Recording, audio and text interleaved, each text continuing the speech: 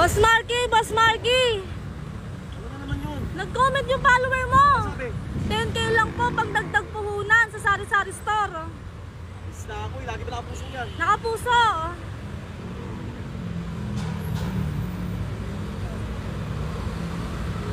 Pwede 10,000. Pwede mo na lang dito. Pag di mo kinuha, ibibigay ko sa iba. Love you. Maaga, 1, 3, 4, 5. Sa'yo. Thank you po, thank you. 1,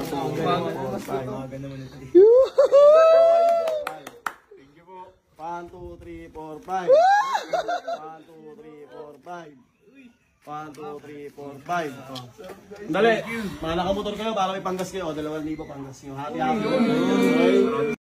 Boss Marky! Nag-comment yung follower mo! Na naman? Oo! Ano sabi? Kahit 1K daw pang tinda ng kakanin para may pambaon daw yung anak niya. Hindi ko naman anak yan ah. Pengi daw eh. Lagi ba nakapuso yan? Nakapuso. Chinek mo. Chinek ko. Oh, sige, sige.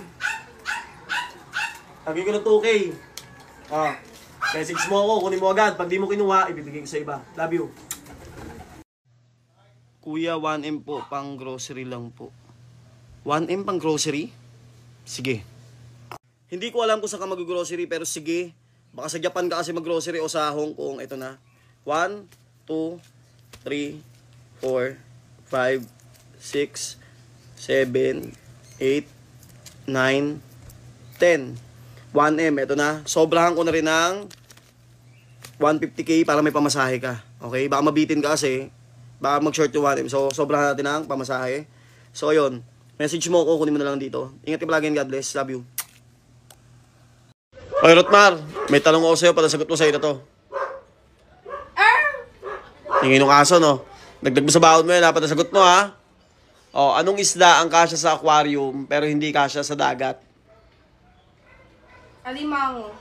Isda.